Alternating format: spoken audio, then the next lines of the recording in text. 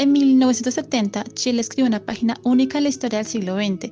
Eligió por la vía democrática a un presidente marxista, Salvador Allende, que prometía avanzar hacia el socialismo sin romper con la legalidad republicana. No fue un accidente, como afirma Simón Collier, fue la maduración de una izquierda que, desde los años 30, había aprendido a articular el descontento social dentro del juego institucional. Allende no inventó la revolución, la encarnó. Representa un proceso más profundo acumulado durante décadas, un pueblo alfabetizado, urbanizado, pero aún excluido de las decisiones. En palabras del mismo Loris Sanata, Chile se volvió un laboratorio histórico donde se intentó desarmar el orden oligárquico sin recurrir a las armas. Pero la historia no se hizo sola. Campesinos ocuparon tierras, obreros organizaron cordones industriales, mujeres crearon ollas comunes. Fue el pueblo quien empujó los márgenes de lo posible. Raúl Domínguez lo resume así: las clases populares ya no querían ser objeto de políticas, sino sujetas de transformación. Detrás del impulso revolucionario había también un malestar profundo. Sanata lo llama desarrollo distorsionado, una modernización que genera esperanza pero no distribuye sus beneficios. A pesar del crecimiento urbano y educativo, millones vivían en la exclusión. Como explica Collier, los sectores populares no se radicalizaron por ideología, sino por experiencia. Entre 1964 y 1970, el gobierno de Eduardo Frei había intentado frenar ese malestar con reformas moderadas, reforma agraria, expansión educativa, subsidios, pero el modelo no alteró las estructuras reales de poder. Cuando Allende asumió en 1970, ese desajuste ya no podía contenerse con promesas.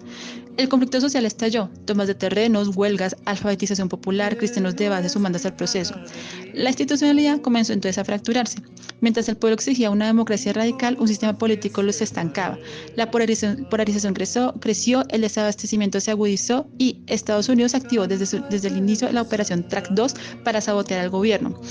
Aquel intento por transformar a Chile desde abajo terminó en el golpe militar del 11 de septiembre de 1973, pero su memoria persiste. Por un momento, el pueblo no esperó órdenes, habló por sí mismo, y aunque la historia oficial intentó silenciarlo, su voz sigue latiendo en quienes aún preguntan si otro país es posible por vías democráticas. El proyecto económico de Salvador Allende no fue un salto al vacío, fue la consecuencia lógica de una tradición intelectual latinoamericana que, desde los años 50, cuestionaba la estructura económica impuesta por el centro capitalista global. Desde la CEPAL, Raúl Prebisch planteó que el subdesarrollo no era una etapa, sino una condición estructural de la periferia. A esa crítica se le sumaron los teóricos de la dependencia, como Fernando Enrique Cardoso y Rui Mauro Marinho, quienes señalaron que el problema no era solo externo, sino también interno, pues habían oligarquías nacionales que están subordinadas totalmente a los intereses globales. Allende tradujo esas ideas en acciones concretas. Por ejemplo, en 1971 nacionalizó el cobre, o el sueldo de Chile, como le decían, con apoyo transversal en el Congreso. Avanzó la reforma agraria, estatizó la banca y las grandes industrias, e intentó reorganizar la economía desde el control estatal y la autogestión obrera. Fue un modelo de economía mixta que buscaba quebrar la dependencia estructural. Pero esto no hizo de Chile un laboratorio neutro.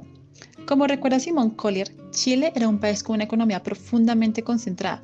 Pocos grupos controlaban gran parte de la producción, el crédito y el comercio. Esos sectores no iban a ceder si no luchaban.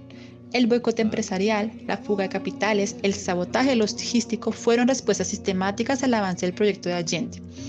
Sanata lo dice sin rodeos: la economía se volvió un campo de batalla. Entonces las cifras dejaron de ser abstractas, la inflación se volvió la fila, la escasez, el trueque. Pero también surgieron nuevas formas, por ejemplo, comités de abastecimiento, ferias populares, redes barriales que sostenían la vida. Fue un intento de construir una economía no centrada en la ganancia, sino en la necesidad colectiva. Este choque económico estuvo acompañado de un conflicto aún mucho más profundo, el político. Lo que se vivió en Chile entre 1970 y 1973 no solamente fue una pugna entre partidos, fue una guerra civil ideológica, una fractura en el alma del país.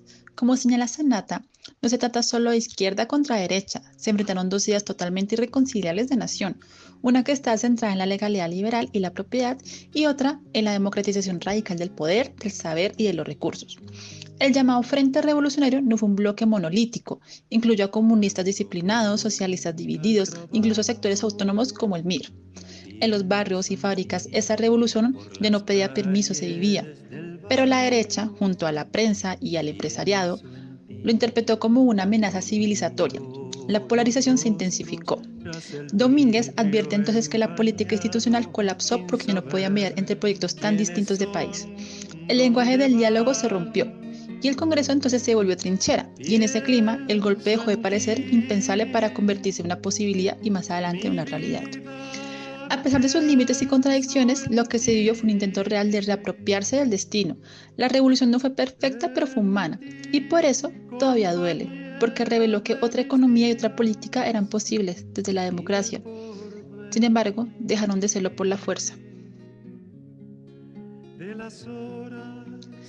En Chile, la revolución también llegó a los altares. La Iglesia Católica, hasta entonces pilar del orden moral y político, se encontró dividida frente al clamor popular. No se trató solo de religión, se trató de sentido, de presencia, de opción. Desde el Concilio Vaticano II, entre 1962 y 1965, y especialmente después de la Conferencia de Medellín de 1968, surgió una nueva corriente dentro del catolicismo latinoamericano, la teología de la liberación. En ella, la fe se entendía desde la vida concreta de los pobres, no desde el púlpito, sino desde el barrio. En Chile, esa teología llegó de la mano con figuras como el peruano Gustavo Gutiérrez y se volvió carne en curas obreros, monjas populares, laicos que leen el Evangelio como un mandato de justicia. Mientras, parte del episcopado, especialmente el cardenal Raúl Silva Enríquez, se acercaban al sufrimiento del pueblo. Otra parte de la jerarquía eclesiástica miraba con recelo el proceso revolucionario. Temían que el marxismo sobacara los valores cristianos. Así, la iglesia se quebró, entre quienes protegían los templos y quienes los abrían como centros comunitarios. Como lo señala Raúl Domínguez, esta división cultural fue también política. En muchas poblaciones, las comunidades eclesiásticas de base se convirtieron en semilleros de organización y ciudadanía. Allí, la Biblia se leía junto al pueblo y la misa se celebraba al lado de la olla común. Al mismo tiempo, desde Washington se desplegaba otro proyecto, la Alianza para el Progreso, lanzada en 1961 por el presidente John F. Kennedy. Ofrecía cooperación económica a América Latina para evitar que otros países siguieran el camino cubano. Su objetivo no era transformar estructuras, sino contener el cambio. En Chile, el presidente Eduardo Frei Montalva, entre 1964 y 1970, fue su mayor exponente. Su propuesta de revolución en libertad incluía una reforma agraria moderada, expansión de la vivienda y educación, además de diálogo social. Pero como advierte Sanata, esta modernización era vigilada, no debía tocar la propiedad privada ni a los intereses de las élites. Para los sectores populares, el reformismo resultó insuficiente. Prometía participación, sí, pero sin el poder real. La ayuda extranjera, condicionada por Estados Unidos, funcionaba como límite. La democracia podía avanzar, pero solo hasta donde no pusiera en riesgo la hegemonía. Cuando Allende triunfó en 1970 fue en gran parte porque ese reformismo ya no ofrecía respuestas. Había encendido expectativas que no supo cumplir. Como lo señala Simón Collier, el pueblo comenzó a comprender que las transformaciones necesarias no llegarían desde arriba. Y cuando eso ocurre, la paciencia se transforma en revolución.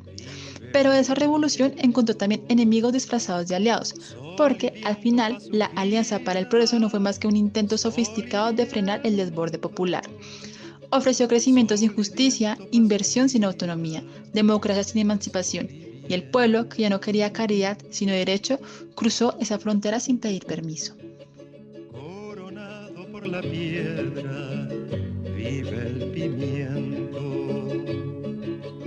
Luna y viento lo vigilan, luna y viento, luna y viento lo vigilan. El ciclo contrarrevolucionario en Chile va a enmarcarse entre 1970 y 1990. Va a comenzar tras la victoria democrática de Salvador Allende en 1970 al frente de la coalición de izquierda de la Unidad Popular, que va a impulsar una vía institucional al socialismo. Su gobierno va a desatar reacciones de sectores conservadores de Estados Unidos y de las élites económicas chilenas, generando una fuerte polarización social y política. El 11 de septiembre de 1973, las Fuerzas Armadas chilenas, lideradas por el general Augusto Pinochet, van a ejecutar un golpe de Estado que va a comenzar con el bombardeo a la Casa de la Moneda y va a terminar con la muerte de Allende y el quiebre de la democracia. Se va a instaurar una dictadura militar que va a durar hasta 1990. Se va a caracterizar por la represión sistemática, la desaparición forzada de opositores, el control del Estado y el viraje hacia el neoliberalismo. Durante estos 17 años se va a desmantelar el sistema político democrático, se va a perseguir a toda disidencia y se va a implementar un nuevo orden económico con el respaldo de Estados Unidos y la asesoría de los Chicago Boys. La transición a la democracia solo va a comenzar tras el plebiscito de 1988 y a culminar en 1990 con el fin formal de la dictadura. Del desarrollismo al neoliberalismo, el modelo económico durante la dictadura de Pinochet.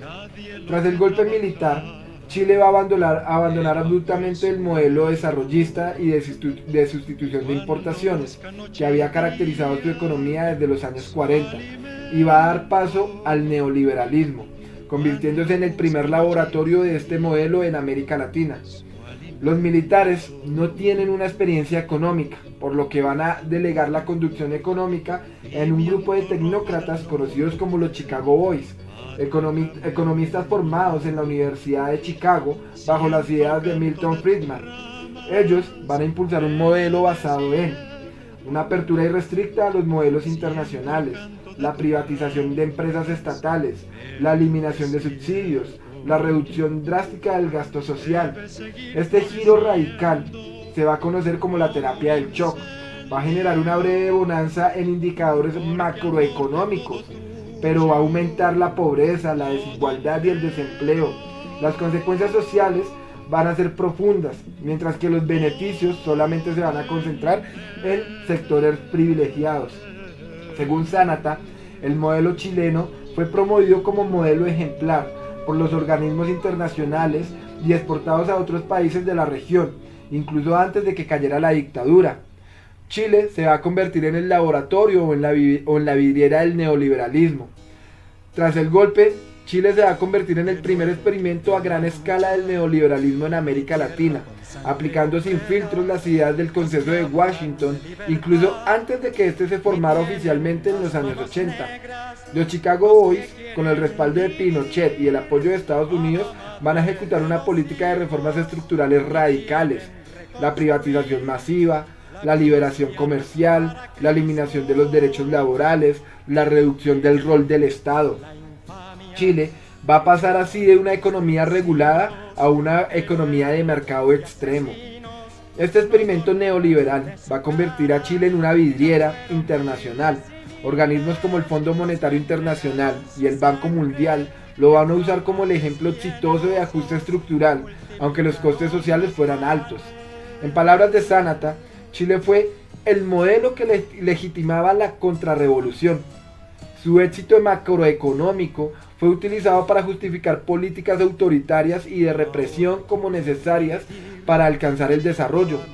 Chile fue considerado el modelo ejemplar del nuevo rumbo económico, exportado desde el norte, que prometía modernización y orden a cambio de sacrificios sociales. La teoría del shock va a inspirar un modelo autoritario neoliberal que va a conllevar a una antipolítica y a la doctrina de la seguridad nacional: represión, desapariciones, control social y eliminación del disenso. Durante el régimen de Pinochet, la doctrina de la seguridad nacional, influenciada por la estrategia de Guerra Fría de Estados Unidos, va a convertir al Estado chileno en una máquina de represión.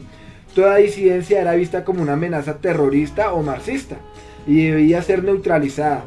Se disolvieron los partidos, se clausuró el Congreso y se persiguió brutalmente toda forma de organización social, política y cultural. El objetivo era eliminar la política como espacio de disputa, una verdadera antipolítica, donde solo el orden militar tenía legitimidad. La DINA, que es la Dirección de Inteligencia Nacional, fue el organismo represor encargado de las desapariciones, torturas, asesinatos selectivos y censura cultural. La represión alcanzó a miles de militantes, sindicalistas, artistas, campesinos, estudiantes y sacerdotes comprometidos con la causa social. Este fue un ataque frontal a la pluralidad democrática y a las voces populares, muchas de las cuales encontraron en la música, la poesía o la fe una trinchera de resistencia. La antipolítica fue el precio pagado por una estabilidad que descansaba sobre el miedo, el silenciamiento y la censura. Actores culturales como Víctor Jara, Marta Ugarte o Andrés Carlan van a ser víctimas de actores de referencia, como Manuel Contreras, que era el jefe de la DINA, o las caravanas de la muerte, que eran operativos militares represivos itinerantes tras el golpe. Por ejemplo, Pedro Barrientos, que va a ser condenado en el 2024 como uno de los autores del asesinato de Víctor Jara. El papel de Estados Unidos, la CIA y los Marines va a ser muy importante. El golpe de Estado en Chile no se puede entender sin el rol activo de Estados Unidos, que en el contexto de la Guerra Fría percibía al gobierno de Allende como una amenaza directa a su hegemonía en América Latina. A través de la CIA, el gobierno de Nixon y su asesor Henry Kissinger intervinieron para impedir que Allende asumiera el poder y luego para desestabilizar su gobierno por unas vías económicas, mediáticas y políticas. Según documentos desclasificados, la CIA financió a partidos de derecha, gremios empresariales y medios de comunicación chilenos, así como operativos clandestinos. Tras el golpe, Estados Unidos avaló y apoyó la dictadura de Pinochet, facilitando créditos, recursos, relaciones diplomáticas y entrenamientos militares, en especial a través de la Escuela de las Américas. La Escuela de las Américas fue un centro de entrenamiento militar de los Estados Unidos que entrenaba a soldados principalmente latinoamericanos en contrainsurgencia y habilidades de combate. El rol de los Marines estadounidenses fue indirecto, pero se percibe en el marco de la doctrina de la seguridad nacional, que fue difundida por instructores militares estadounidenses en toda la región. Chile fue así parte de una política de control de patio trasero, donde se prefería la represión autoritaria al riesgo del contagio comunista. Para Sanata, Estados Unidos vio en Allende un efecto dominó que debía ser frenado a toda costa, incluso por fuera de la legalidad. La CIA no solo financió el golpe, sino que articuló redes de inteligencia y represión transnacionales que violaban soberanías, según el libro de la Operación Cóndor. Muchas gracias.